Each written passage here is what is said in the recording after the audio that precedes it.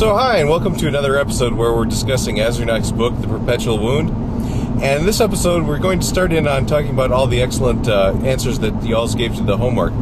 But before we do, I think it would help us to talking about the homework to introduce some vocabulary. And the vocabulary I'd like to introduce today is descriptive versus normative.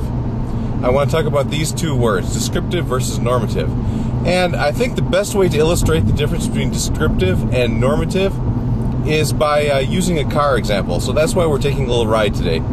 And yeah, Lerpa69, this is my homage to her trademark vlogging style where she's like always in her car. So, but don't worry, my long-suffering wife is holding the camera, and we were both wearing our seatbelts, so it's nice and safe, and no actual cars were hurt during the filming of this video. So, descriptive versus normative. Let's talk about the speed that my car is going down the road right now. Now, there is something which bears a descriptive relation to how fast my car is going, and that is the speedometer. So, if we can get a shot at the speedometer. So, if you look at the speedometer of the car, you can see that it describes how fast the car is going. This is an example of what we call descriptive vocabulary.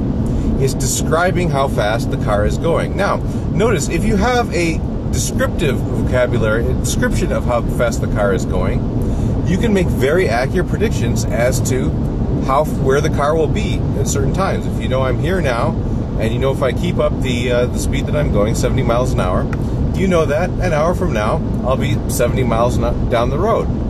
So descriptive vocabularies lend themselves to these kind of, very tight, very accurate laws that we can use to predict the behavior of items. The speed of my car also bears a different kind of relationship to something else. What could that be? Well, so as you can see, the speed limit on this highway is 65 miles per hour. What relationship does the speed limit sign have to the speed of my car? Is it a descriptive relation? I mean, no, it's not really describing how fast my car is going. What relationship does it bear? It bears a normative relation to the speed of my car, right? It doesn't tell me how fast my car is going. It tells me how fast my car should be going. So I hope these cheesy theatrics serve as a useful mnemonic for you to help you remember the difference between normative and descriptive. Once again from the top, if you have a descriptive characterization of something, it's kind of like the relationship between a speedometer and the speed the car is going. And in English we use this by just the present tense. My car is going 80 miles per hour. And a descriptive characterization is very suitable for strict deterministic laws. So for example, the laws of physics, they are all descriptive laws. Normative characterizations, on the other hand, bear the relationship that a speed limit sign has to the speed of the car. And it's indicated in English by the verb should be. So my car should be going 65 miles per hour. And notice it's not suitable at all for strict deterministic laws. If all you know about a highway is the speed limit on that highway, you really can't make strict deterministic, very accurate predictions of what speed the cars are going. However, it's not completely disconnected either. If the speed limit is 65 miles per hour, you know the cars probably aren't going 100 miles an hour. They probably aren't going 15 miles per hour either. So a very interesting question to ask in relationship to entities with propositional content is, what relationships do they bear to each other? So for example, what is the relationship between truth and belief? Is it descriptive or is it normative? Well, I mean, it's normative. You should only believe what is true. So truth stands to your belief kind of the same way that speed limit sign stands to my car.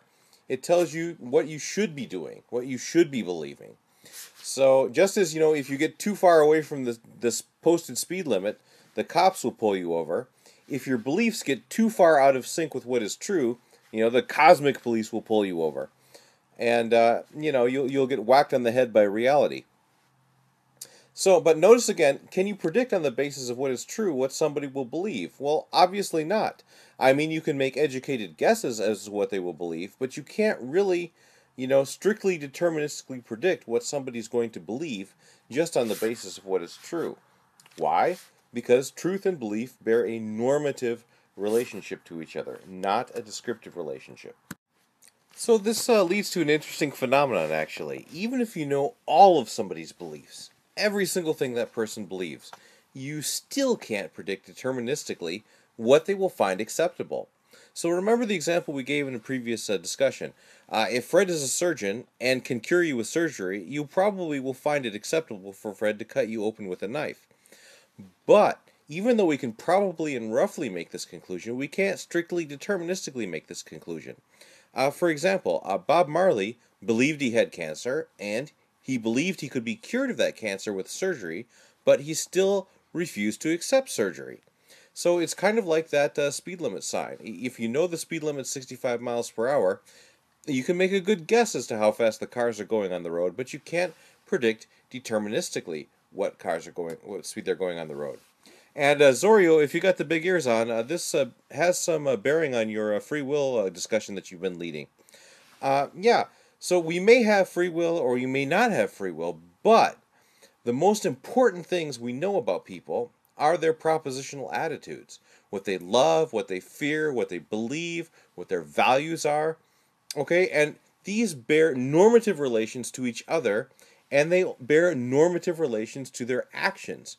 So we can make good guesses as to what people will do, but we really can't make, just on the basis of like the most important things that we know about them, we can't make strict deterministic predictions.